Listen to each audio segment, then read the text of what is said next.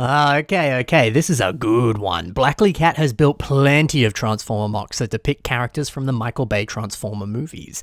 And these two might be some of my favorites. We've got Jetfire, we've got Optimus Prime, and yep, you guessed it, they combine together, just like they did in the movie. Now in this video, let's talk about the awesome designs and creative techniques that have been put into this Jetfire MOC, as well as Optimus Prime, and we'll also have a nice chat about their combiner as well. Let's get stuck into it. Starting off with Jetfire, this whole face design is just stunning. Blackly Cat has managed to capture the detail and life of the movie version's face and translated it beautifully into LEGO with such skill and creative thinking. Some clever part usages in this include the katana sword element on the cheeks. Now these perfectly mimic the edges of the beard design that he has in the movie. Also on the lower front part of the beard here, it's perfectly captured with these larger rubber tooth element pieces. You combine that with some of these mechanical claw clips that line the side of the beard here, and man, how well done is that? It looks exactly like the real thing. I also enjoy these eyes as well. They use Technic bushing pieces here, and it very effectively takes advantage of the texture on the edge of these parts so that it looks like an eye, but more specifically like an older eye that has wrinkles and such. What a great idea, and I think these here, we can kind of just see they're clipped on with more of these clip pieces that we saw before. It does appear to be putting a little bit of stress on those clips, so yeah, might be an illegal technique here because of that stress, but it looks good. It's a wonderful eye design. There's also something great going on this leg design. See here how Blackly Cat has placed this CCBS shell on the inside of the leg design. You know, typically when this design is done, you see the armor on the outside because it looks a bit more natural and looks a bit nicer.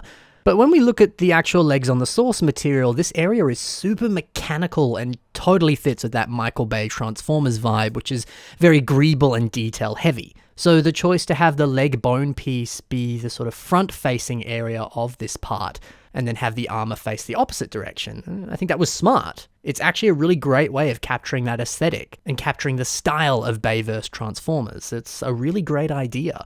And all it took was just flipping the armor shell around and building around it. It's so cool, it nails the vibe, and it's so simple. Now this whole shoulder and back area is also very well done. It uses a variety of system curved slope elements as well as Technic panel pieces to just perfectly capture this area on Jetfire. And it looks even better when you see it from the back here too. Now these Technic sets that come with some of these Technic panel pieces that I was talking about, they have such wonderful pieces, whether it's those panels or even some of the great axles and different connector pieces that come in them too. Now this MOC is such a testament to how effectively you can integrate Technic pieces into Bionicle sets. It's certainly worth grabbing some Technic sets and playing with the pieces that you get in them next time you build. So that's a look at Jetfire, but let's take a good look at Optimus Prime now. This Prime looks so good. Comparing it to the source material, it's phenomenal how well this has been recreated in LEGO. Let's start off talking about this torso design though. I adore how much Technic is on this. All the different lift arm pieces here, as well as plenty of different axles that help to recreate these transformed windows that were on the truck form previously, but appear this way on the robot form. These look great. And again, like I said, a great testament to the power of Technic pieces and the awesome things that they can accomplish. This just looks perfect and is such a great recreation of the torso design. The head design's also just brilliant. We can see this painted Hero Factory logo piece on the side here. Now, sure, it's a painted piece, which, you know, that's not everyone's cup of tea, but hey, it perfectly mimics some of the details of Prime's head, especially when we look at this image here. It does a good job. The same can be said for these bladed claw pieces.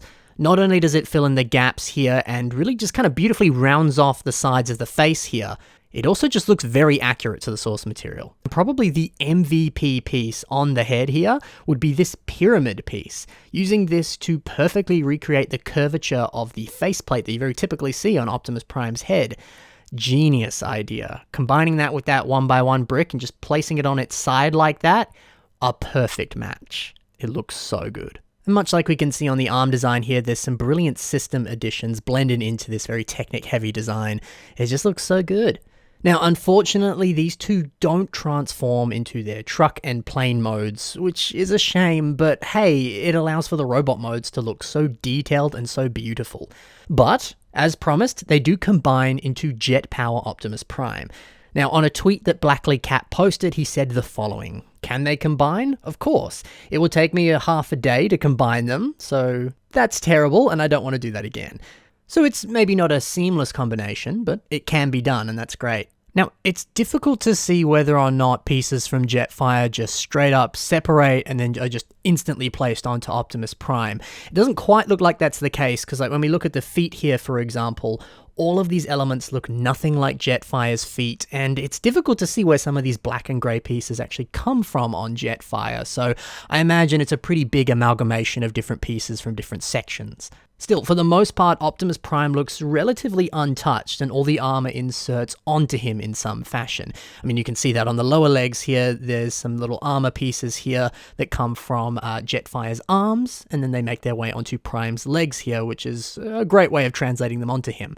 Plus, obviously, we can see that the jetpack area here is simply taking pieces from the shoulders and back of Jetfire, switching them up, adding a few more pieces to them, and then it forms this beautiful jetpack design. So yeah, it really does make sense that this would take a lot of time to put together, because it does really look like you have to rework Jetfire to put him onto Optimus here. But to a degree, that's how it went down in the movie. Jetfire sacrificed himself so that his parts could be used to make Prime look cooler and, of course, stronger. So while it would be cool for Jetfire to just be able to transform into the armor itself and you place that onto Prime, I guess this is actually more accurate. Now let's just take a step back from this build. I love the idea of combiners, whether you want to build a recreation of actual Transformer toys that combine together and make that into a Bionicle character, or if you're just bored of two of your current MOCs and you decide to destroy one and use their pieces to make armor for another one. That's a great idea too. There's so much inspiration we can take from this concept alone, and I adore that. Heck, even just a MOC with wings, a jetpack, and armor, that's also pretty cool. There's lots to love here. So that's Jetfire, that's Optimus Prime, and that's their combiner. I hope you enjoyed taking a look at these MOCs, and be sure to check the links in the description and see more of Blackley Cat's work. He has plenty more other awesome creations and Transformer builds that are worth checking out. Thank you very much for watching, guys. Happy building, and bye for now.